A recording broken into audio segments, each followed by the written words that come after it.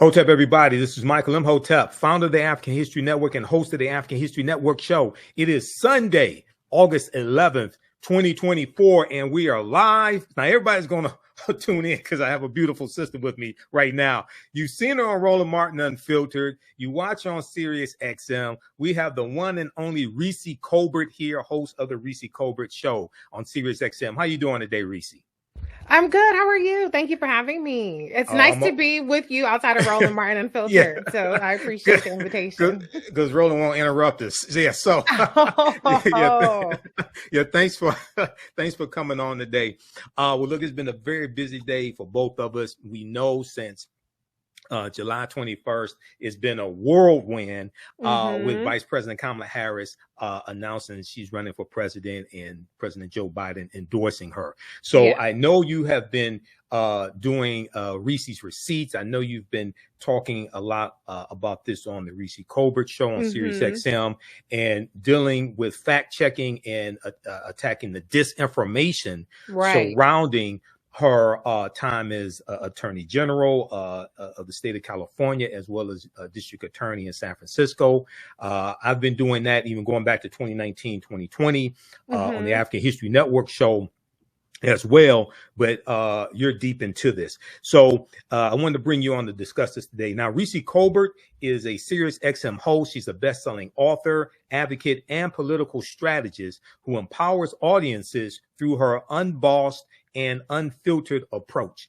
Renowned for political commentary and pop culture analysis, her influence extends to national networks and esteemed institutions. So not only is she on Roland Martin Unfiltered, and she's been on every week. How long have you been on Roland Show? It has been almost 5 years now. Okay, so I've been on 4 years. It'll be 4 years, October 20th. I've been on almost every Friday, but she's also been on different shows on MSNBC as well. Okay, yeah, I made my rounds. Yep, you made your rounds. Okay, so Reecie, let's start here. I know so there was. I'm going to pull up some articles here to provide some evidence, and I want you to flesh this out also. So one of the first criticisms of then Senator Kamala Harris came when you had the debate that took place in 2019. Okay, and she was on stage with Representative Tulsi Gabbard. Yeah. Of Hawaii. Okay, and I'm gonna pull up this piece here from PolitiFact.com because I dealt with this at the time, and I see a lot of people still circulating the an excerpt of the debate, and they're circulating this misinformation and don't provide any context for it. Okay, right. So this piece right here from, and I'm going to turn on the screen share here in just a second. This piece right here from PolitiFact.com really breaks it down and does some really good fact checking. And this is from 2019. Okay. And the name of this article, and I want everybody to write down the names of these articles. Please go research this. Proper documentation ends all conversation. As you know, as I say on the African History Network show, and you all know this, I tell you, you don't have to believe a word that I say. Go do your own research. And I provide you with this evidence. I want you to go read this. Okay. Were Tulsi Gabbard's attacks on Kamala Harris' record as California prosecutor on target? Okay, and here's for those that don't remember or haven't seen the disinformation circulating around. I'm just going to summarize it here. It talks about marijuana convictions in her time as state's attorney general, and Representative Tulsi Gabbard says Senator Harris says she's proud of her record as a prosecutor and that she'll be a prosecutor president. She then talks about 1,500 people. There are too many examples to cite, but she put over 1,500 people in jail for marijuana violations, and then laughed about it when she was asked if she ever smoked marijuana. She made allegations of her blocking evidence, things of this nature. We'll come to that in just a minute. But this right here, Harris put over 1,500 people in jail for marijuana violations, and then this now the 1,500, the best research shows that 1,500 number figure came from an article from the Washington Free Beacon, which a February 2019 article from the Washington Free Beacon, which is a right-wing conservative online news website. The quote from the Washington Free Beacon says at least 1,560 people were sent to state prisons for marijuana-related offenses between 2011 and 2016, end quote, when Harris was California Attorney General. It says the data comes from reports from the California Department of Corrections and Rehabilitation, the CDCR. Okay, so go ahead and talk about this, because the way this was presented was misrepresented. Right. Yeah. First of all, let me just say everything that Tulsi Gabbard said that night was a lie. It was a distortion, it was a complete fabrication or something along the lines, and it really relied on a couple of things. Number one, people's innate belief that anytime that you are citing statistics, particularly about Black people, that they're correct, but it also was part of a disinformation campaign that has been going on against Vice President Kamala Harris. So let's start with the whole marijuana prosecutions thing. So the 1,500 number actually relates to statewide, the numbers statewide across the entire state of California. These are prosecutions handled by independently elected district attorneys. The California Attorney General does not dictate local prosecutors' prosecuting habits in terms of whether they prosecute marijuana. Exactly. That also didn't indicate if that was marijuana possession or anything along those lines. It's just marijuana related convictions. You have to understand that a lot of times, even when you see a low level charge like marijuana, that could be, if somebody is doing jail time for it, it's probably because they pled down from a more serious offense. And so they kind of were like, all right, we'll take this easy win, right? And we'll put you in jail for marijuana. But the fact of the matter is, 93% of people who are in state prison in California are in there for violent offenses or because they have a history of violent, serious offenses. So the whole idea that all these people in jail in California, all these people that Kamala Harris locked up are people who are nonviolent offenders, just smoking weed, trying to get a blunt off, and here she comes, rounding them up to put them in jail, is just completely false. Now, in terms of her record when she was the district attorney of San Francisco, she actually had a more progressive record when it came to it. She did not charge simple marijuana possession charges. So again, if all you were doing was sitting up there smoking a blunt, you wasn't going to jail under Kamala Harris's watch. Now, if you were sitting up there dealing drugs and bumping people upside their head and you had other stuff going on, then maybe you got to plead down to simple possession. But over the course of her time as a prosecutor, as the district attorney, because she was also a prosecutor in Alameda County, but when she was a prosecutor, she specialized in crimes against women and children and more homicide cases. So when she was in Alameda County, she was not prosecuting marijuana charges. She prosecuted serious violent offenses.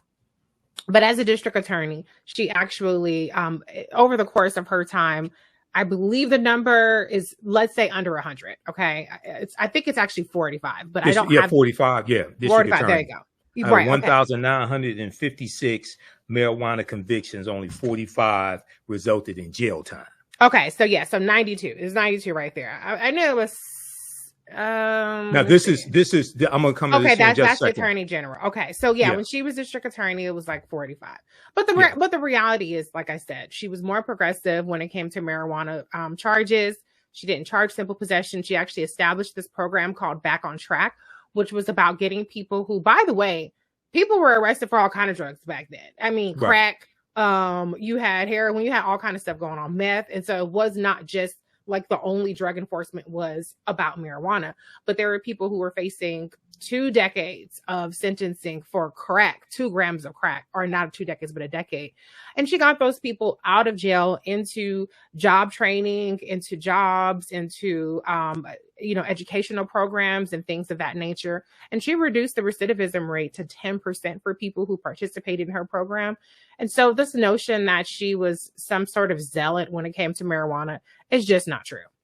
Yeah, that was a diversionary program that she instituted. Am I Right, correct right. on that? Right. That Yeah. is correct. And that's something that she took statewide. When she was attorney general, she actually established a new division. It's called the Division of Recidivism and Reentry, DR3 for short. And that really focused on reducing the recidivism rate. For people who don't know what that is, that means people who return to jail, commit another offense. So a lot of what we see in the prison population are actually repeat offenders. And so one of her initiatives was to try to prevent reoffenders, prevent recidivism. And that was a much bigger focus as opposed to crime and punishment, just trying to get people in jail for as long as possible. That was not her position at all. And one more thing I'd point out too, actually two more things I'd point out. When she was the district attorney, she actually expanded what was called neighborhood courts up to the number 12. So before there was 9, she added 3 additional neighborhood courts. And these are kind of like community tribunals for basically diverting smaller cases out of the criminal justice system into more community-led courts. No jail time. People did community service and things of that nature. So thousands of cases were diverted to community courts, where they were called neighborhood courts, during her time as district attorney. And then as district attorney, the first order of business that she did when she was sworn in was she changed the 3 strikes enforcement to not seek, if people aren't familiar in California, if you do 3 strikes, if you get 3 strikes, then you go to jail for life. Felonies. That was that. 3 felonies. Yeah. 3 felonies. So if you, it doesn't, but it didn't matter what the third one was. It was 3 strikes you're out, period. So when she came into office, one of her first orders of business was to change the way that her office enforced that, and not seeking, that 3rd strike per se, or, you know what I'm saying? If it was a non-violent offense or something more minor. Right. Exactly. So she had a lot of diversionary programs, and, this really gets misrepresented. And I see disinformation, social media pages that just keep playing the excerpt from Representative Tulsi Gabbard, provide no fact checking, provide no context, anything like that. I want to go back quickly here to this piece from politifact.com.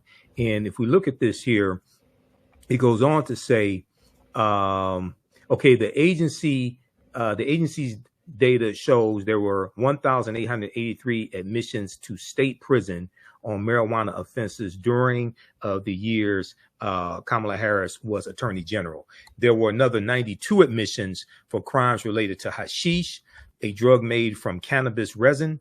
Notably, the figures dropped dramatically during Harris' tenure, from 817 marijuana-related admissions in her first year in office to 137 marijuana-related admissions in her last year in office as state's attorney general.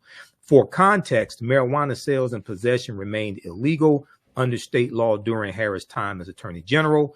California voters legalized recreational marijuana in 2016, the same year Harris was elected to the U.S. Senate and left her attorney general post.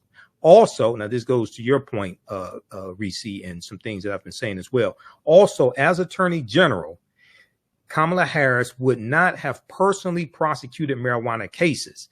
Those cases would have been handled by lower level state attorneys. And this is really what Tulsi Gabbard misrepresented, because she just basically took all of the marijuana convictions during the time that she was attorney general and just attributed that to her office, when the overwhelming majority were prosecuted at the lower level by locally elected attorney generals. I mean, district attorneys, locally elected district attorneys. Okay.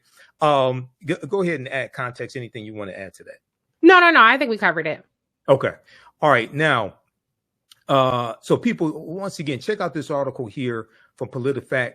.com. Now, this is one of the free articles. I'm going to show you one quickly here from the Mercury News. It's a really good article, but they want you to pay for it. So when I'm done with this broadcast, I got to pay $1 for this. I ain't have time to go through and setting up passwords and all this stuff. I was trying to. Yeah, but I think we covered it. I mean, the Mercury News article covered what we already said too. Yeah, but I like to show people evidence. Oh, okay. We're going to be here a while, and I only got an hour, Mike. I ain't trying to tell you how no. I want people to go read this later. I'm not. Okay. But the name of this article from PolitiFact is where Tulsi Gabbard's attacks on Kamala Harris' record as California prosecutor on target. So people can go read that. And then also the one from Mercury News. The name of that one is Here's How Kamala Harris Really Prosecuted Marijuana Cases. Here's how Kamala Harris really prosecuted marijuana cases. And that was updated August 6, 2024. So people can check that one out as well.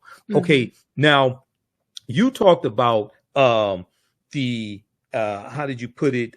Kamala Harris did not oversee California prisons. Okay. Yes, this is a big one. You talked about that, and that deals with the Bureau of Prisons in the state of California, and people saying, oh, she was in control of that and sent all these black men to prison. Talk about that for a minute, please. So, okay, so the California prison system is the California Department of Corrections and Rehabilitations, the CDCR. The person who is over that is the secretary of the CDCR. The secretary is an appointee by the governor of California. And so during Kamala Harris's tenure, there were three, as attorney general, there were three different CDCR secretaries. All of those people were appointed by the governor. Governor Jerry Brown was the governor during her both terms. She did not go through the full second term, but she was elected twice to attorney general. And so a lot of times when people talk about different policies, they talk about it as though Vice President Kamala Harris set these policies. Oh, Kamala Harris kept people locked up. Kamala Harris did X, Y, and Z. Now I'll tell you what is accurate about the extent of her involvement was the fact that the state agencies and departments in the state of California, they go to the attorney general to represent them in court. Okay, they can't call up Johnny Cochran or Lisa Bloom or some other powerful attorney, Benjamin Crump. Okay, they don't call up private attorneys. The attorney general represents the departments in the state, and so their client is the CDCR in some cases, it's other state agencies in other cases. And so what was going on during the time Kamala Harris was the attorney general, and actually it started before she was the attorney general, is the state of California was under federal supervision because there was overcrowding in the California prisons. So somebody sued. It was like Brown versus Plato was the lawsuit. And as a result of the court findings, they were under supervision to reduce overcrowding in prisons. That's not to say that they were supposed to just let people out of jail, but they were supposed to figure out how to house the prisoner, the people who were incarcerated. And so that's one part of it, right? Then you had legislation in 2011 that was called the Public Safety Realignment Act, which was about reducing the population overall, not just how you're housing the prison, how you're doing prison crowding or whatever. So one of the things that people have said is that she's kept people past their sentences. That's not true. She wouldn't have the ability to do that. She's not the person who is dictating release or whatever as attorney general. She's not overseeing the prisoners. The CDCR does not report to her in any way, shape, or form. I'm sorry, go ahead. No, so it'd be the California Department of Corrections and Rehabilitation. That would determine when people are released from prison. Yes, they are the ones who handle the administration of imprisonment or release, right? Not the attorney general.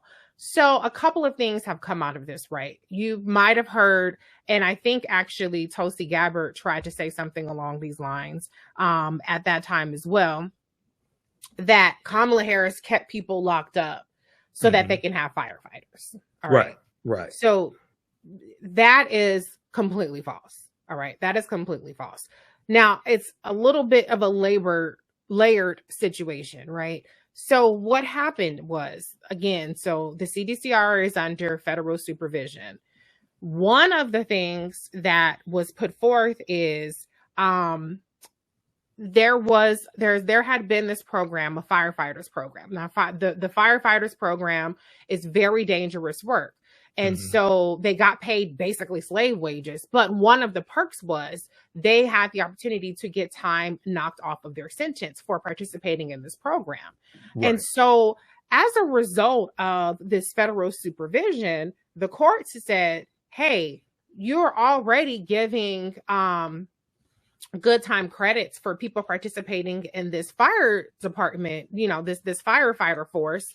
Why not extend that same good time credit to people who are in other work programs within the prison system? And part of what they said was you can do that to the extent that it doesn't deplete the firefighters force, right? I'm giving you a 50,000 foot view of it. No, that's fine. So really what it was is that the CDCR slow walked implementing these good time credits for other workers, not for the people who were volunteering for the firefighter force, but for all of the other ones, people who were doing janitorial work and things like that. The courts wanted them to apply that to that group, and the CDCR did not want to apply that to that group. So there was a Deputy Attorney General, Patrick McKinney, who, representing the CDCR's position, filed a court filing to basically say, hey, if we extend these credits to other programs, then nobody's going to want to participate in this firefighter program because they can get the same perks for far less dangerous work. And the court said, that's BS. We're not going for that. You need to implement these credits across the board. So that is a much more complicated situation. Now, by the way, for what it's worth, Kamala Harris did not know that this person was filing that particular brief. Obviously, she has over 1,000 people working for her. There are thousands of briefs that are filed all the time. When she was alerted to it, she said she didn't agree with it and she would check in to see how it was characterized. Right. But all of that is to say that it is not true that those firefighters were held past their release date. It was not true that those firefighters were withheld from getting the good times credit. What actually happened was the program good time credits were not extended to people outside of the firefighters program by the CDCR. And so the courts forced them to do that after they had dragged their feet. So I know it's still, there's no heroes when you're talking about basically prison slave labor, right? I mean, it's not like, oh, well, that's good. It sucks. These are people that are getting paid $1.50 an hour. They're doing grueling work.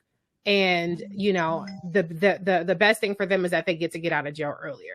But it's far different of a scenario than these people are waiting, bags packed to get out of jail. And Kamala Harris is like, no, not today. We need you to fight the fires. That is not even remotely in the ballpark of what happened. So again, it was not Kamala Harris's position.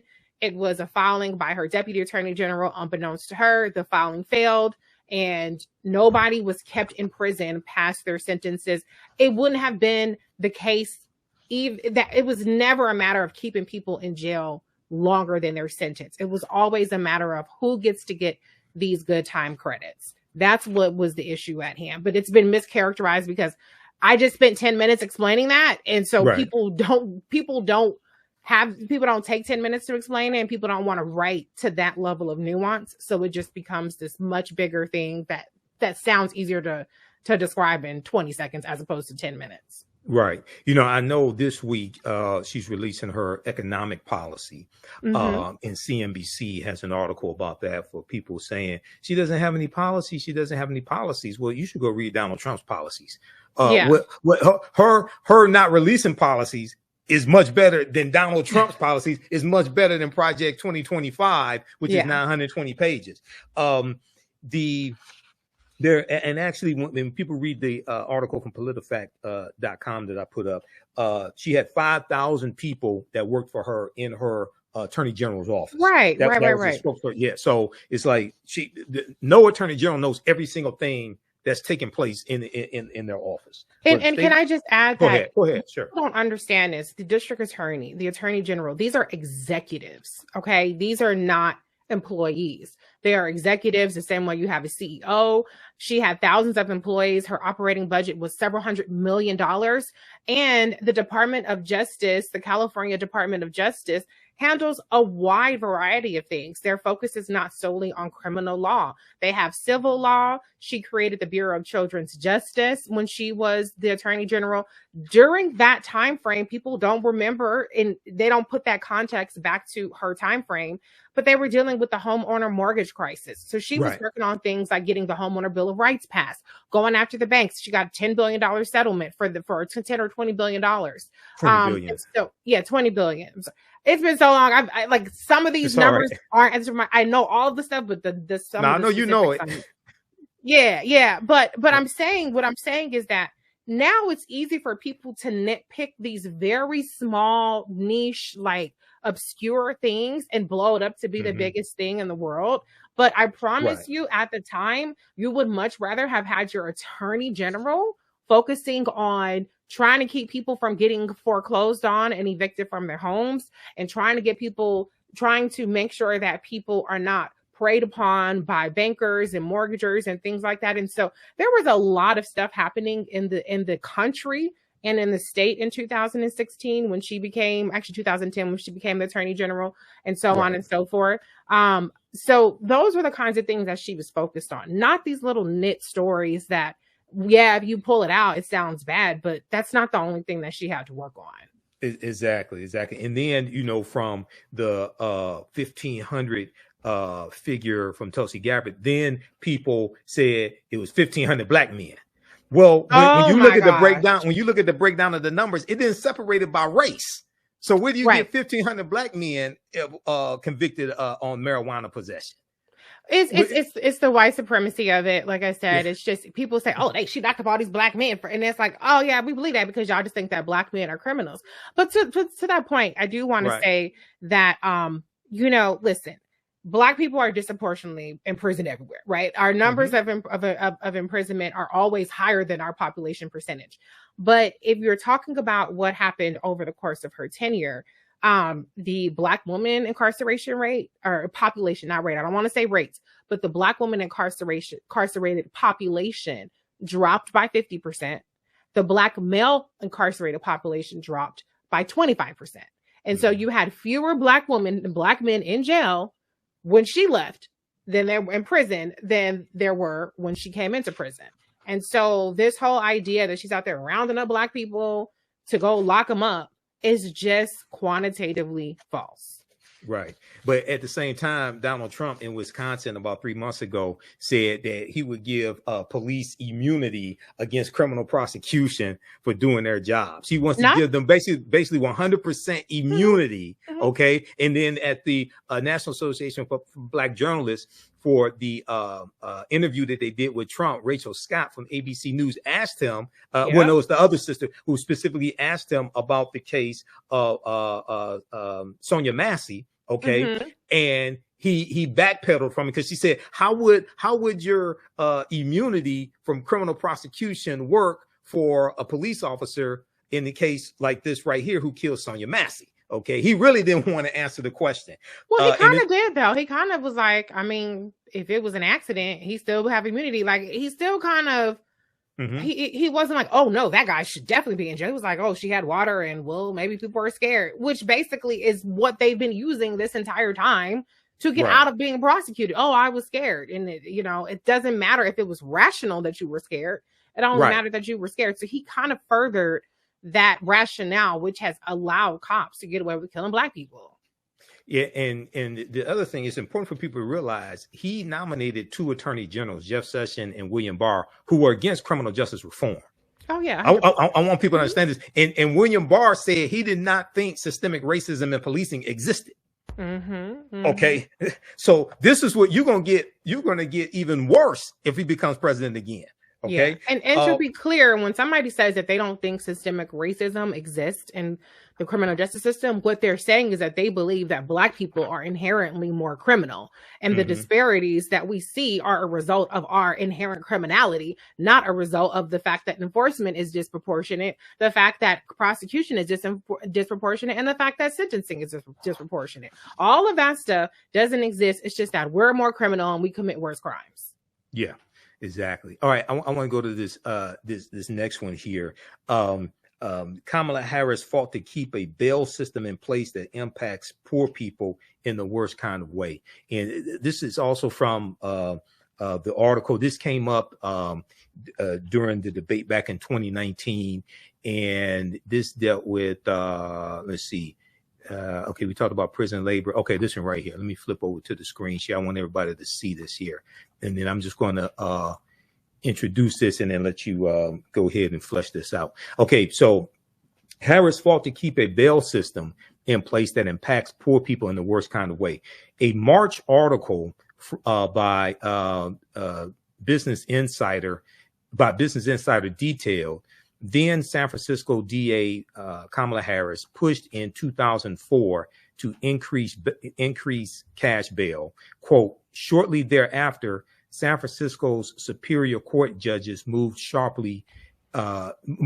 sharply increase cash bail calls for weapons-related felony charges, including assault with a firearm and the sale of machine guns, end quote, according to the article. It adds that as Senator Kamala Harris, she has introduced bipartisan legislation to encourage states to reform their cash bail systems so that lower income people are not kept in jail as a result of their inability to pay steep bail costs. Okay, so talk about that a little bit here and what happened when she was San Francisco District Attorney.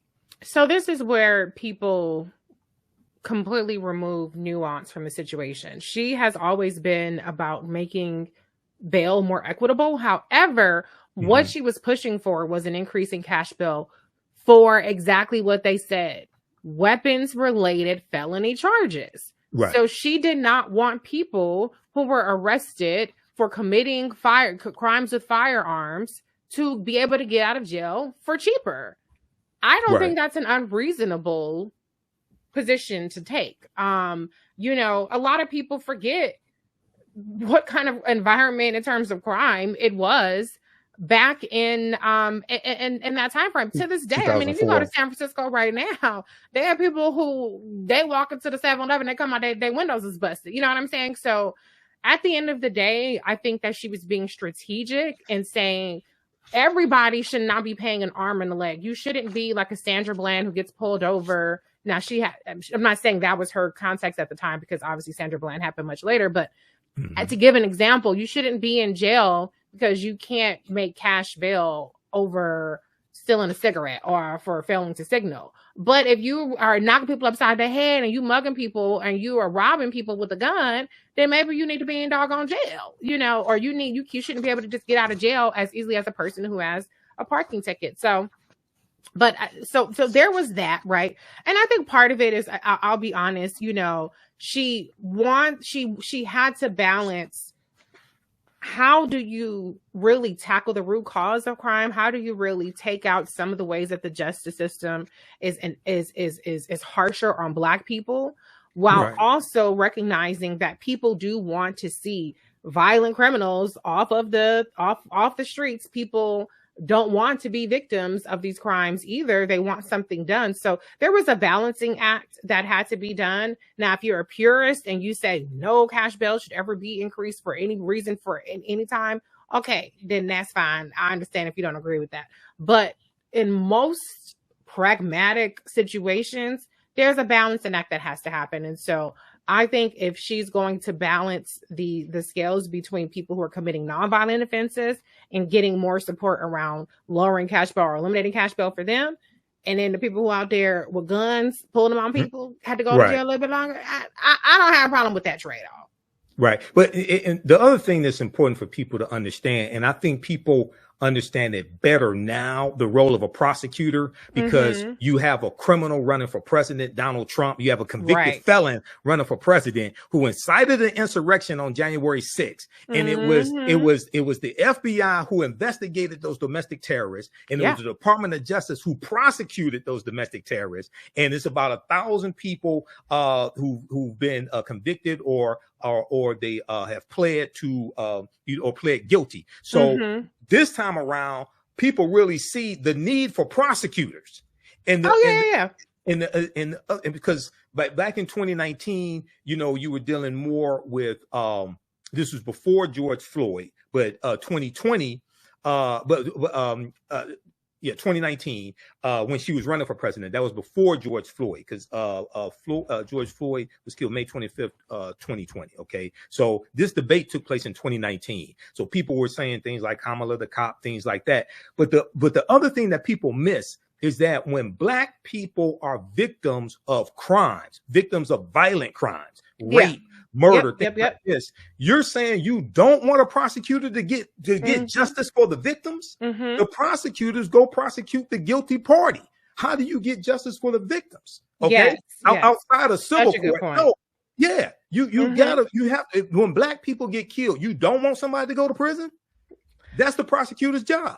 And that was something that she talked about when she came into office. There was a backlog of unsolved homicides, right? There were 75 cases that were unsolved, and she had Black mothers in her office begging her, saying, nobody cares that my son is dead, and somebody has to do something. But you bring up a good point. I mean, Black people are, in addition to being disproportionately targeted by the justice system, we're also disproportionately victims of crimes too.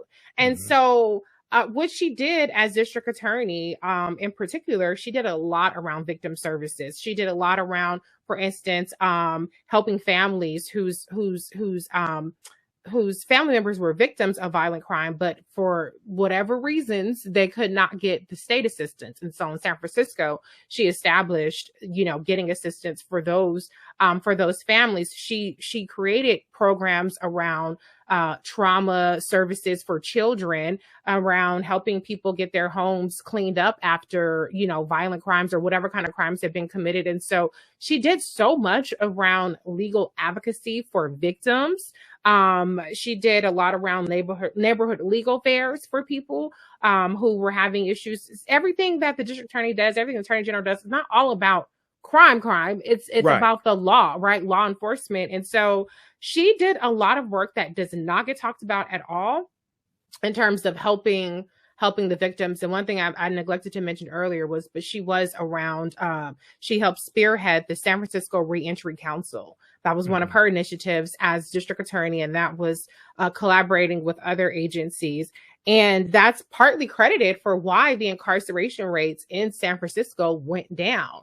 Because if you tackle recidivism, you tackle how people reenter into society, tackling that root cause, which was the premise of Vice President Kamala Harris's work around Back on Track, the Reentry Council, the Division of Recidivism and Reentry as Attorney General, then crime goes down. So that's really, there's plenty of evidence behind that, and the numbers just tell that story.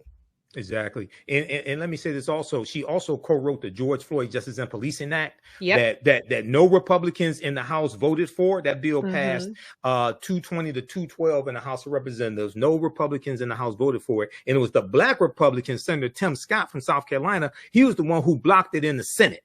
Yep. Okay. Exactly right. So people really have to understand this. And Donald Trump is not advocating for a George Floyd Justice and Policing Act. Not only that, his first attorney general, Jefferson Beauregard Sessions III, one of the first things he did when he became attorney general was said we need to take a hands-off approach to policing. And he stopped the investigations into the police departments, the patterns and practices investigations in the police departments. There were about 23 or 24 under the Obama administration. There was only one under the Trump administration. Right. Okay? Absolutely.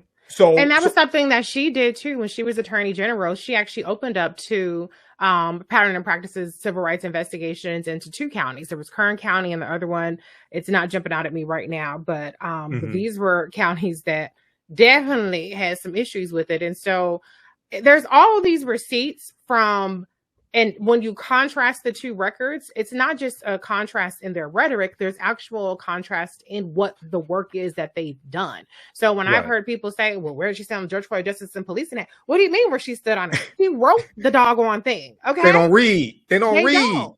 And parts of that, because, you know, like you said, Senator Tim Scott kind of scuttled it, the prior congressional session. But part of it has been implemented through the Department of Justice. The same thing that Vice President Kamala Harris did when she was the Attorney General. She implemented body cameras for DOJ agents and things like that. And so our Department of Justice now, the federal level, body cameras are mandated. They ban no-knock warrants at the federal level, chokeholds, things like that. So the things that were part of the George Floyd Justice and Policing Act that they weren't able to enact through legislation, to the extent that they can enact it through executive policy, they have done those things. Yeah, President Biden signed an executive order on the second anniversary of the death of George Floyd, May 25th, 2022, instituting some of those policies that within his Article 2 powers from the U.S. Constitution, because as I explained to people, the majority of the control over policing is not at the federal level, is at the state and local, based upon the 10th Amendment of the U.S. Constitution. So a lot of these people running around, I saw the video that you did dealing with Amanda Seals and that nonsense she was putting out. I stopped following Amanda Seals on Instagram because she does not know what she's talking about. She needs to stick to comedy and acting. She does not know what she's talking about when it comes to politics.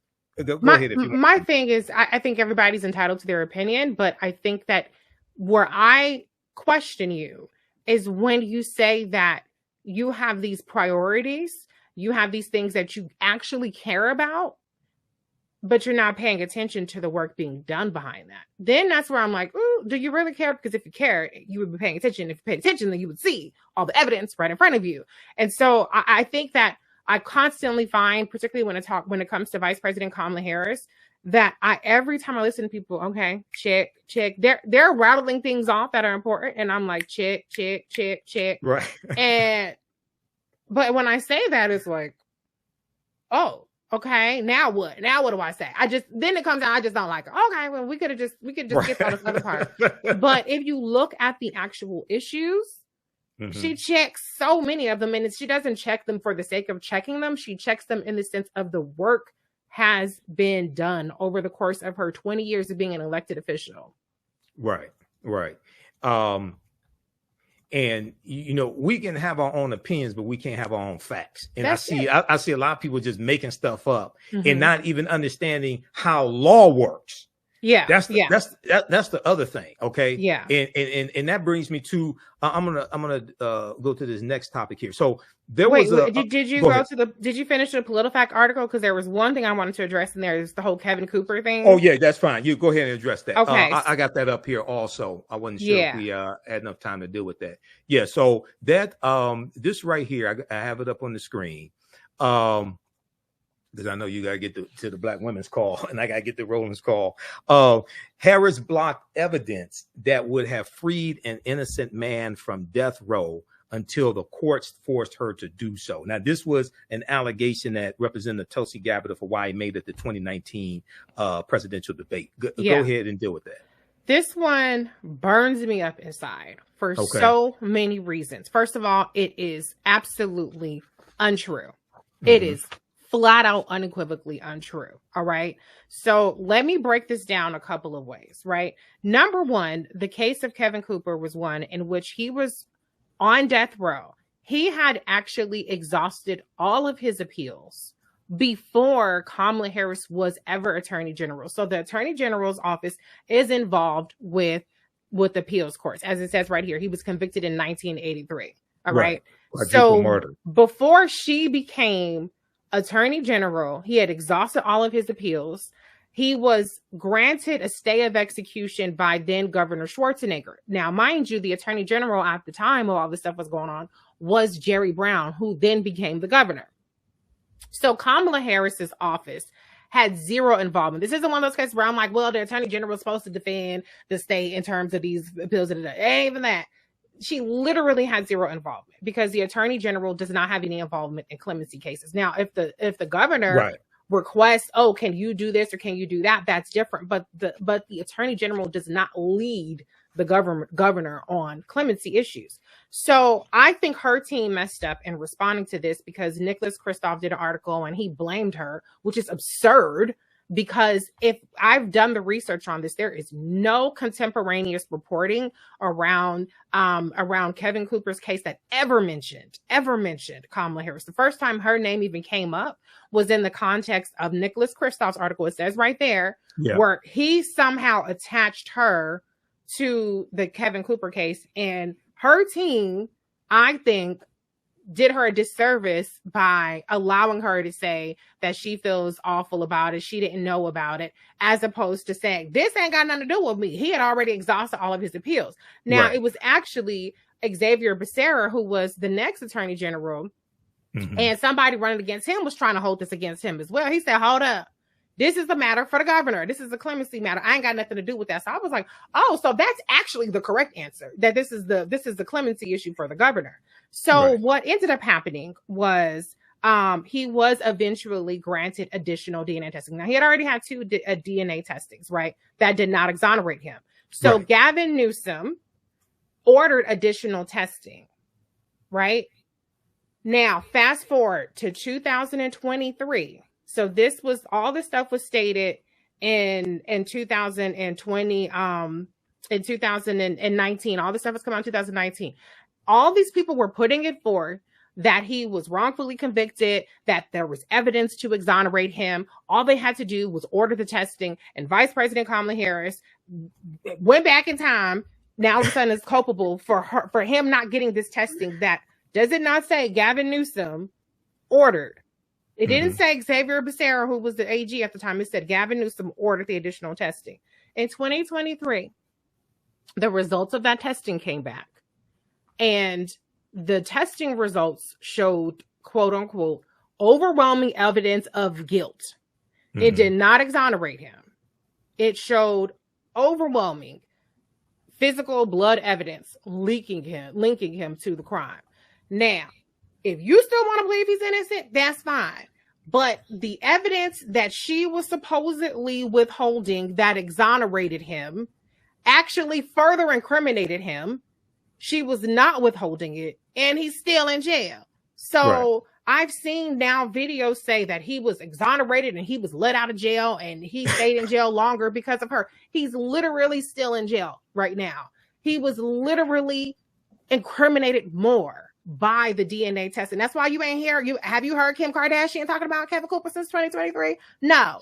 All these people that jumped on the bandwagon and said that he was innocent and all he needed was DNA testing, you ain't heard nothing from him.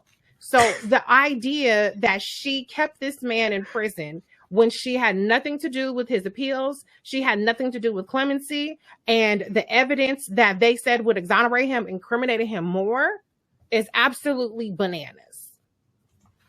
Right, exactly. Okay, and I'll send you the link. Even if I have to get off, I'll send you the link, because I'm telling you right now, I've been seeing the videos, and sometimes they'll say Kevin Cooper, sometimes they'll say innocent man on death row. Either way, they're talking about Kevin Cooper, and I'm not judge, jury, and executioner. I wasn't on the jury, okay? But what I do know is that the reporting says that the DNA testing that was ordered by Gavin Newsom further incriminated him and showed overwhelming evidence of guilt. That's what I know from the report. Right, exactly. All right. Lastly, I want to get to this and anything you want to squeeze in. So there was a good article recently from Newsweek.com, and it deals with Vice President Kamala Harris and her stance on reparations. And I want to talk about this quickly because I know you did a video, a short video dealing with the 2019 interview with Natasha Alford for thegrio.com, and you show like a 20-second segment from that video, as opposed to the 5 or 6 second segment that mischaracterizes what she was saying. But everybody, please read this article. Please do some research. Stop listening to these Simple Simon ass people on social media. And let me just say this: these disinformation agents, a lot of these pages on social media, you don't know who runs them.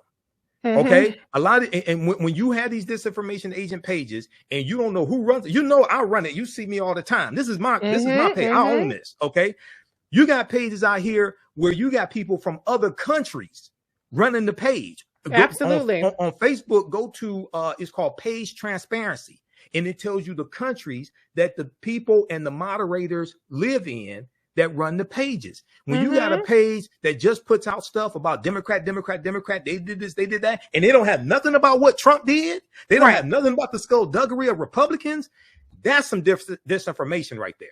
Okay, so this piece right here, this is from July 28th, 2024, what Kamala Harris has said about reparations for Black people. Newsweek.com. Everybody read this. And let me close this out.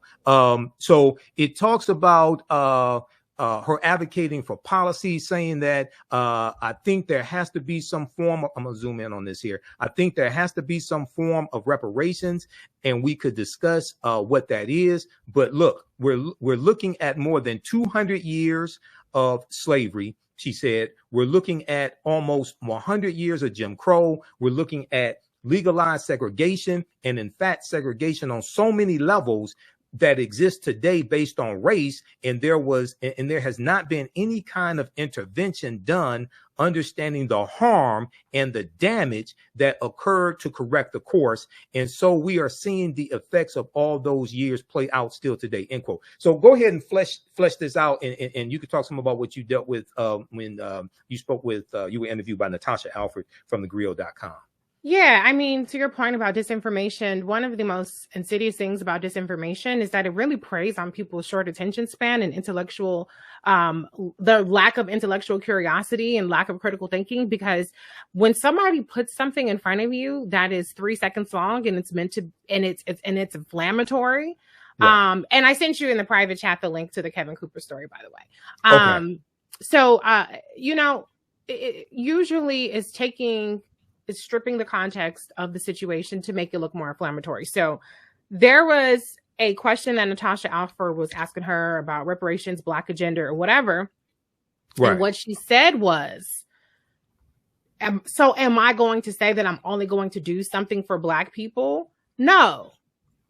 That was 5 seconds of what she said before, and after that, the whole actual context was she was saying what benefits Black people benefits that entire community, which is unequivocally false. It's true that racism has an actual economic detrimental impact to our country. It has a detrimental impact in terms of our healthcare costs, which is something that are basically pooled, right? It has a detrimental impact into our economic growth and viability. And so her point was absolutely accurate. Now, the thing about it that annoys me is that, you know, people act like she didn't have a Black agenda when she actually did. But what was very clever about her was that she recognized, oh, am I freezing up? Can you still hear me? I can hear you. Okay, my camera stopped, messed up a little bit, but you can still hear me. So yeah, go ahead, keep talking. But what ended up happening is she recognized what we've seen under this administration as a result of the right-wing Supreme Court that Trump has gotten through, which is that if you put Black in neon letters, you're going to have things be shut down. So we've seen that with the Fearless Fund, where now the Fearless Fund has been unable to give out grants specifically for Black women. We've seen where the Minority Business Administration can no longer make things specific to minorities or based around race and things like that. And so what she would try to do was she would try to target Black policies by understanding how have Black people been disproportionately impacted. So, for instance, she made redlining. Redline communities were eligible for business grants when she had her 2019 platform. People who have Pell Grants, people who were eligible for Pell Grants in school, something that 75% of Black students were eligible for. Those kinds of criteria are things that she used to try to target Black people, because if you say Black, it's going to be overturned. We're not allowed to have racially specific things for only one race, with the exception of Native Americans. That's it. Well, those are based upon treaties for Native Americans. Yes, there we go. hitting on that point. Let me show this. Now, I don't know if you know this, Reecie. I did a presentation March 2nd, 2024 for the Detroit Reparations Task Force. They asked me to come in and do a historical presentation, also dealing with law. Based upon titles, for all you simple Simon ass people out there that don't understand law, but choose to run your mouth anyway. Title 6 of the 1964 Civil Rights Act, Section 601, non-discrimination and fairly assisted programs, bans race-based policies at the federal level. It's illegal to have policies for only one race of people. Okay. And all you have to do is Google, why are race-based policies illegal at the federal level? And you know what comes up? This right here from the 1964 Civil Rights Act. Go to archives.gov.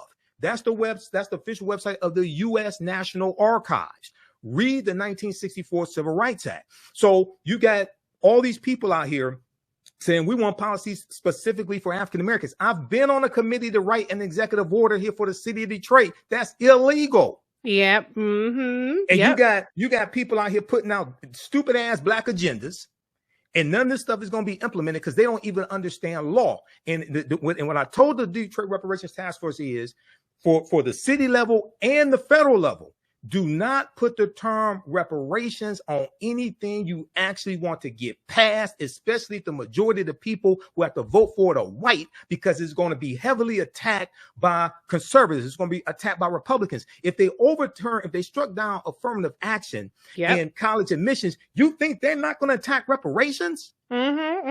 If they struck down Joe Biden's executive order on student loan forgiveness, that would have disproportionately helped African Americans, but it would have helped a lot of white people too. And they did that the attorney general sued specifically on the basis that it would disproportionately impact black people because they use Pell Grant eligibility, which is something that disproportionately impacts black people. The same way that when it came, a lot of people are mentioning in the chat, what they did to sue around blocking aid for black farmers. It did not say black farmers get this aid. It said disadvantaged. But disadvantaged was code for black, and because that coding happened, that is why it was overturned. Okay, that's why it was attacked. Yeah, that's why it was attacked, and that's why it was blocked in the courts. And even with the settlement that's now being paid off of $2 billion, which is different than what the administration and the Democrats tried to do with the $5 billion they're trying to get to black farmers. JD Vance was just on, I believe it was ABC News. Yeah, he was pointing to this $2 billion settlement for black farmers as evidence of racism, saying that black farmers who had been disproportionately discriminated against, that this is an actual discrimination settlement. By giving them the money in their settlement is racist. And it is unmerited because you should not be giving people things because they're black. I guess you can take things and withhold things and discriminate against people because they're black, but you cannot repair the damage of what has happened to people because they're black. And so this is where we have to be more clever. We have to not just look for black and neon letters.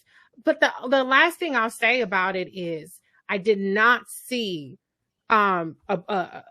a groundswell of activation when the child tax credit expired, because it was blocked by Joe Manchin and it was blocked by Republicans. That was something that cut black child poverty in half in 1 year. I didn't see those people who activate strictly around reparations, no vote kind of folks activate around, hey, we just had a year where black child poverty was cut in half. We need to continue that. That's reparations. That's repairing. You know why they did the same thing? Because those simple Simon ass people don't read. That's why. There's that. They don't read and they don't understand law. This political suicide to say if we don't get reparations, we're not going to vote. Republicans don't want your ass voting in the first place. Like, that's a win for them too. No Republicans support reparations, not even the black ones. Senator Tim Scott, Byron Donalds, John James from here in Michigan, No Republicans, not even the black ones, support reparations. We have to be more strategic in how we go about this. And this is what I told the Detroit Reparations Task Force. First of all, everybody needs to go read the 74-page executive summary from the California Reparations Task Force from the 1,000-page report, that final report. Okay, because they lay out 12 harms that have happened to African Americans. They admit there were more, and then they lay out 115 policy recommendations to repair the damage of the 12 harms. Take those 115 policy recommendations, create policy at the federal, state, and local level to repair the damage. Don't look, it's illegal to have policies for one race of people, but you can have policies that disproportionately benefit African Americans. And this is what Senator Kamala Harris was talking about here. I'm not going to play the video because I know you got to run, but everybody go watch this because there's too many people putting this BS out here. And the video is right here on YouTube at thegrill.com's YouTube channel. Senator Kamala Harris shares her agenda for the black community. So anybody says she didn't have a black agenda is a goddamn lie, and you don't do research. Go watch it. Now, this is a 6-minute segment. Go ahead. And can I say, so I've been putting out, some people are saying, Reecie Receipts, I appreciate you. I appreciate all the nice comments. I'm not responding because I'm trying to say this, but I'm putting out fact sheets. I call it Reecie with the Receipts. And so if you go to ReecieColbert.com/receipts, just put in your email address and then you'll get access to the link that has the receipts. But one of them I did a fact sheet on how this administration has advanced racial equity. I have personally reported at the White House for several of these initiatives, things like what they've done around homeownership appraisal bias, things that they've done around HBCU safety grants. Vice President Kamala Harris has really championed Black maternal mortality. And so the receipts are there in terms of the Black agenda. They've been very, very deliberate about creating racial equity in our system, which our system is systemically racist. And they've tried to reverse that and really evaluate on throughout all of the agencies how to undo the systemic racist barriers that we are experiencing. But one last thing I have to say is it's amazing to me how I know you hear this all the time, Michael. I constantly hear people say, look at what the Asians got. The Asians got a bill. The Asians got a hate crime bill. Where is our hate crime bill? And I said, okay, well, first of all, you trying to fight a battle that we done won decades ago, because anti-Black hate crimes legislation is called the Civil Rights Act of 1968. And then it's been expanded again and again. If you go to the DOJ, they actually have a hate crimes legislation thing on there. What you will not see under hate crimes legislation is what is actually entitled the COVID-19 hate crimes bill, right? It is not called an anti-Asian hate crime. Right. It's the COVID-19 Hate Crimes Act. And people can go to congress.gov and read it, just like every other bill that comes out of Congress, you can go read. And it was not race specific. It applies to Black people also. Go ahead. It was literally assigning a DOJ employee to track data around COVID-19 hate crimes. That's what it is. Okay. And so if you data tracking, there was data collection. That's it. And it provided some grant money in terms of, hate crimes reporting and things like that. Where we're still every year we at the top, the number one victim of hate crimes. So the website I was telling you about was justice.gov/hate crimes. If you go to that, you will not see COVID-19 Hate Crime Act as hate crimes legislation, because it did not actually create a new protected class. It did not change any actual legislation around how hate crimes are prosecuted or anything like that. It provided some resources for reporting and data collection. That's it. And so I see people tout this so-called anti-Asian hate crime bill as some sort of triumph for the Asian community that we are lacking in. When you had Vice President Kamala Harris, when she was a senator, she actually revived the push for anti-lynching legislation, something that had failed to pass 200 times. And she revived the push for that when she became a senator. Her bill was the very first bill to pass the Senate ever as it relates to anti-lynching. And so it didn't pass while she was a senator, because Rand Paul ended up filibustering the bill that passed, the version that passed the House. But under the Biden-Harris administration, it passed both chambers of Congress. President Biden put this bill into law. And so that actually did create a new class of how you legislate and prosecute hate crimes. And some people say, well, it wasn't just Black people that got lynched. You know what? I'm through with y'all. 72% of African Americans who were lynched from about 1882 to 1968, something like that. The NAACP has the statistics on their website, the national website. There's about 4,700 lynchings. 72% of them were African Americans. But right. Yeah, that was the first anti-lynching bill in 122 years. Yep. Okay. Yep. We've been trying to get one for 122 years. Number one. Number two, like I said, it's illegal to have policies for only one race of people, but you can write policies that disproportionately benefit a race of people. Number three, go to congress.gov and read the COVID-19 Hate Crimes Act. Okay. And it deals with data collection. It didn't give extra protections for Asian Americans. Yeah. And that bill applies to everybody. It dealt with COVID-19 related hate crimes. But you mentioned the Department of Justice. Justice.gov is the U.S. Department of Justice national website. Official website. And let me correct myself real quick, because I said that it wasn't on there. It is on there now. Last time I checked, last year it wasn't on there, but now it's on there. But it does explain exactly what I said. It's an expediter to review charges, improve reporting. That's it. Right. Yeah, it dealt with data collection. Now, the first hate crimes act in the history of this country, as you said, 1968, part of the Fair Housing Act signed into law by President Lyndon Baines Johnson as a result of the modern day civil rights movement. And that was largely for Black people.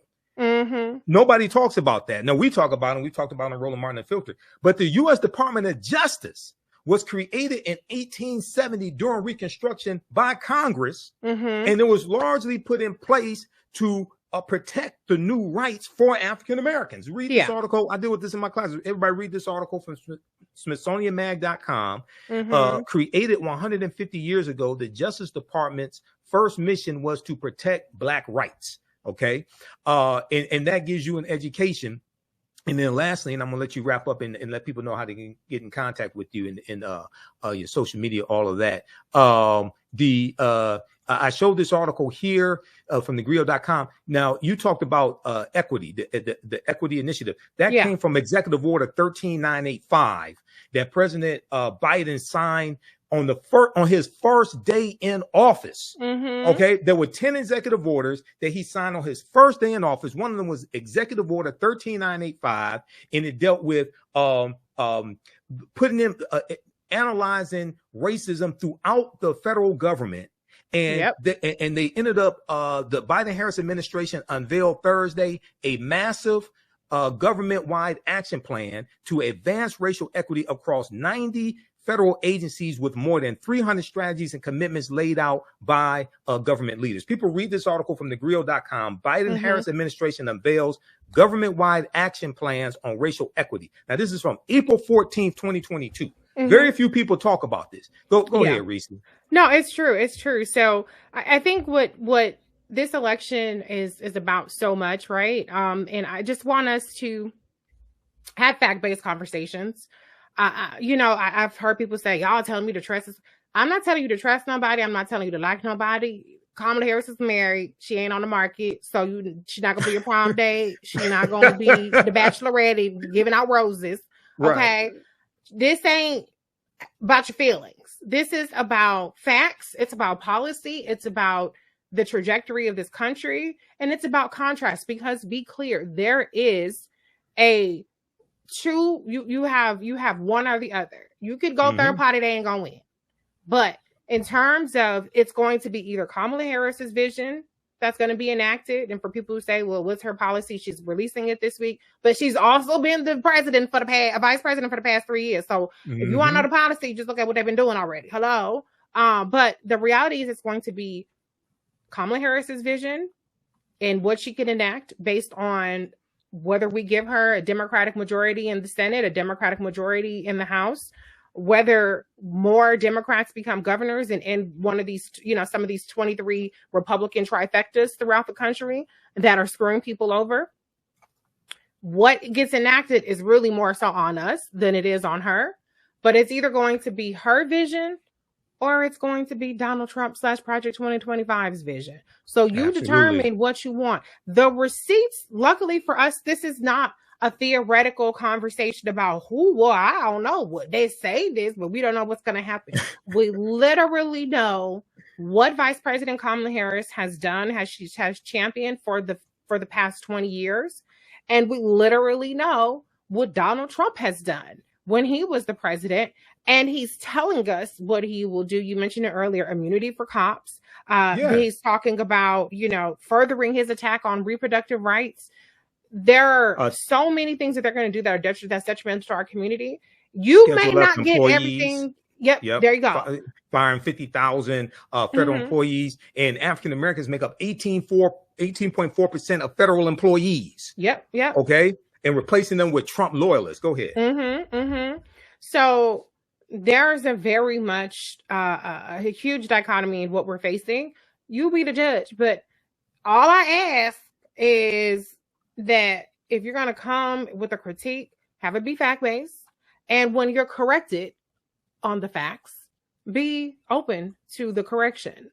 If somebody can correct me, okay, all right, it is what it is. I could be corrected if what you're saying is true and what I'm saying is wrong. And I know how to correct myself too. So I just ask that people really look at what's at stake.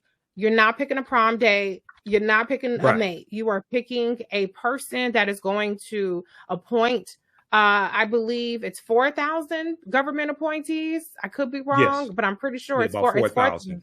4,000 that the president appoints. Okay. And that's going to dictate how every agency runs. And so you make the choice. If you want to nitpick here and nitpick there and just pick the lowest hanging fruits, to determine how you're going to vote, that's your prerogative. But we have big fish to fry in this election. So y'all can follow me. ReecieColbert.com is my website. If you want to know about a lot of the data that I have on Kamala Harris, I'm putting together more fact sheets beyond just Kamala Harris as well. You can go to ReecieColbert.com/receipts and give me your email address and you get my receipts. Right now I have 6 of them up. 4 on Kamala Harris specifically. 1 is on the administration's advancing racial equity, and then 1 is on Vice Presidential nominee Governor Tim Walz. So that's what I have right now. Reecie Colbert on Instagram, Twitter, TikTok, and that's it. So all right. I feel like I'm missing up. And Instagram. Yeah, Instagram. There you go. Yeah. Yep. Reecie Colbert on Instagram. That's REECIE. Yeah. You mentioned advancing equity, and I'm gonna wrap up with this because I know you got to run. So this is you hear me talk about this on Roland Martin Unfiltered, and Roland would never pull this up and show it on the damn screen. This is at whitehouse.gov. Fact sheet. The Biden-Harris administration advances equity and opportunity for Black Americans and communities across the country. This is a 36-page document that takes you through the policies of the Biden-Harris administration and shows you how these policies are benefiting and helping the African American community. Overwhelmingly, Republicans are against these policies and overwhelmingly they voted against these policies as well. So it's not only an election is not only about what someone can do for you, it's also understanding how to protect gains that have been made and how to block and stop what other people are trying to do to you as well. So people read this at whitehouse.gov. They have a new version that came out in 2024 that's boiled down to like 9 pages. This one is the full one, and it takes you all these policies. All right, Reecie, go ahead. I know you got to run. No, that's it. And I haven't said it in a while because the energy of the election has kind of shifted so much to be so much more aspirational and positive. But I still have to remind people that our citizenship is on the ballot. You know, when J.D. Vance, I just mentioned him earlier, was talking about they want to deport over 1 million people in the first year, and they're holding signs for mass deportation. Be clear, that is not just so-called illegal immigrants, okay? Those people don't give a damn about your citizenship status. Okay. Right. And so when you have laws that are passed in multiple states now that allow the police to arrest you under the suspicion that you are an illegal immigrant, and there's no penalty if they're wrong with that, that means your citizenship is on the ballot, because that means that you have to walk around with your papers. And then if somebody looks at your papers and they say, well, I don't even think this is real, then you gonna be in jail. Okay. Because people who are actual legal citizens get arrested for citizenship all the time, for under citizenship, you know, charges or whatever. And they expanded, I believe, under Trump, where the border, right, the border zone where you can operate and enforce border crossings and all that kind of stuff. So I think people underestimate how vulnerable our own citizenship is under a Trump administration. And it ain't about whether you're a citizen or not. It's going to come down to whether somebody wants to F with you that day and use the fact that they want to say you're not a citizen as a pretext. Black people, we know everything about pretext. Pretext, stop and frisk, pretext, driving while black. All of these things become a pretext for messing with us. So be very careful about falling for the xenophobia, falling for the anti-immigrant rhetoric, because they don't believe that we belong here any more than they believe that these migrants belong here. Absolutely. Absolutely. All right, Reecie, look, I know you got to run. So thanks for coming on today. We have to do this again. Yes. Much success to you. And you got to have me on your show sometimes too. Absolutely. We'd love to. When does your show air? The Reecie Colbert Show on Sirius XM. When is it air? It's Saturdays. My show is every Saturday, 3 to 4 p.m. Eastern, live. I take calls, 866-801-8255. So if you're ever listening, you can call in to Michael. Okay. All right. We'll do. All right. Take care, Reecie. Bye-bye. Have a good day. Peace. You too. All right, everybody. So that was Reecie Colbert, the one and only Reecie Colbert. You see her on MSNBC. You see her on Roland Martin Unfiltered. You hear her on Sirius XM. She's also on the Clay Kane show on Sirius XM as well. So she has her own show, but she's also on the Clay Kane show on Sirius XM as well. Right before I let her go, I showed you this article here. I've posted about this on our Facebook fan page, the African History Network, before. This is from Thursday, July 11th, 2024. Trump claims not to know who is behind Project 2025. A CNN review found at least 140 people who worked for him are involved. Okay. And he knows Kevin Roberts. He spoke for the Heritage Foundation in 2022. Washington Post has an article showing a picture of the two of them together on a plane together, headed to a Heritage Foundation conference. And in this article, it says many people Trump knows quite well are behind it. The Project 2025. 6 former cabinet secretaries helped write or collaborated on the 900-page playbook for a second Trump term published by the Heritage Foundation.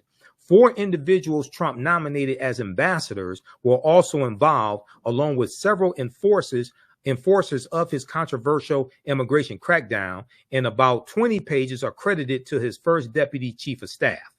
In fact, at least 140 people who worked in the Trump administration had a hand in Project 2025, a CNN review found, including more than half of the people listed as authors, editors, and contributors to Mandate for Leadership, the project's extensive manifesto for overhauling the executive branch of the government. And this is their plan for the first 180 days of a possible Trump administration. What do they have planned for the other 3.5 years of a possible Trump administration? Okay. This is why he has to be stopped at the ballot box. Now, if you like this type of information, be sure to visit our website, AfricanHistoryNetwork.com, AfricanHistoryNetwork.com. Register for the online history classes that I teach on Saturdays and Sundays. Register for the online history classes that I teach on Saturdays and Sundays. Sundays is Black resistance movements from Christopher Columbus to the Haitian Revolution and the Black Power movement, 1492 to 1968. This is a 10-week online course, and we go through and look at history leading up to the Civil War. We look at hundreds of years of history, and we look at what happens to us after slavery ends, and we look at the Jim Crow era, Reconstruction, Civil Rights Movement, Black Power movement, Great Migration, and and look at history, look at the laws and policies put in place that brought us to where we are today to understand where we need to go from here. Okay. And then the first class that I teach, and I teach this one on Saturdays, is Ancient Kemet, the Moors, and the Ma'afa, understanding the transatlantic slave trade, what they didn't teach you in school. Now, this class we deal with thousands of years of history and what leads up to the transatlantic slave trade taking place. This is a 12-week online course. For both of these classes, we do the sessions live. All the classes are archived and recorded. You can go back and watch it anytime. I have my class lesson plan here. So it walks you through each the topics for each class.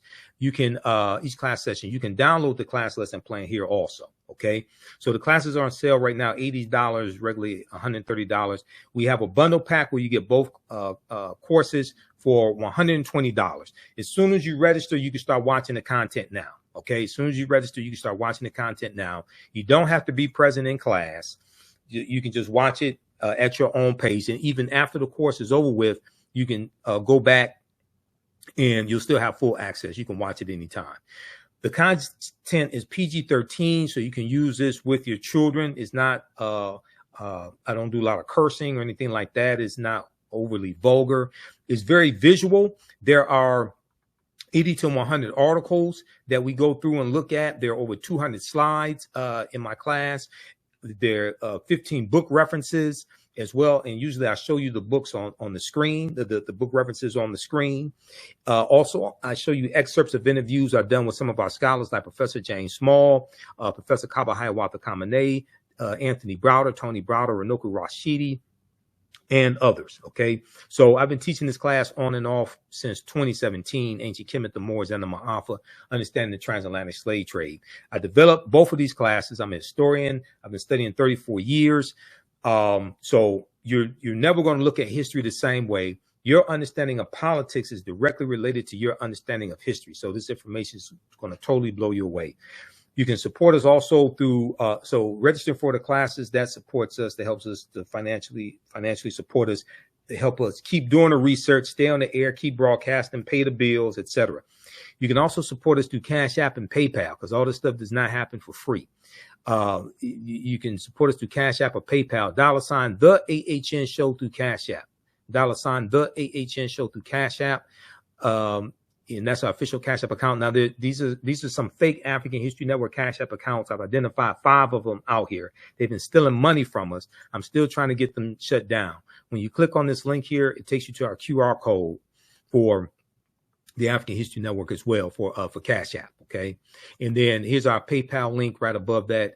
You can click on that also. So if you want to support us, $5, $10, $15, $25, $50, $100 or more, that definitely helps. Okay. Because it takes a lot to do the type of research that I do and pay for all of these services.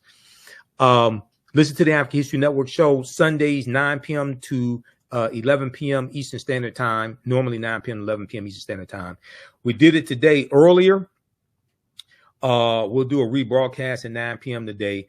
I did 4 hours of radio and Facebook Live with WBLS today, Brother Fatin Muhammad, open lines. We did that 8 a.m. to 1 p.m. Eastern Standard Time today. Okay. 8 a.m. to 1 p.m. Eastern Standard Time. The Facebook Live is on our Facebook fan page, The African History Network. So I shared it there. And we talked about the election, Kamala Harris versus Trump. We got into a deep discussion about politics and history, things of that nature. So go check that out also. All right. Follow us on our Facebook fan page, The African History Network, The African History Network, and my personal page, Michael Imhotep.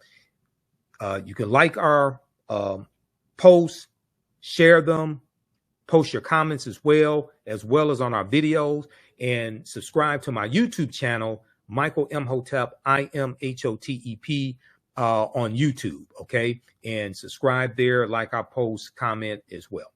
All right, look, we have to get out of here. Remember, at the African History Network, we focus on educating, empowering, and inspiring people of African descent throughout the diaspora and around the world, because right now it's corrects wrong behavior. Watch me Fridays, 6 p.m. to 8 p.m. Eastern Standard Time on Roland Martin Unfiltered. Hopefully he'll stop interrupting me. And hopefully on his Win with Black Men call, he'll get some Sigmas on there. I've been telling Roland, you got to get some Sigmas on there. Okay, Blue Fire Go Mob. Right now it's corrects wrong behavior.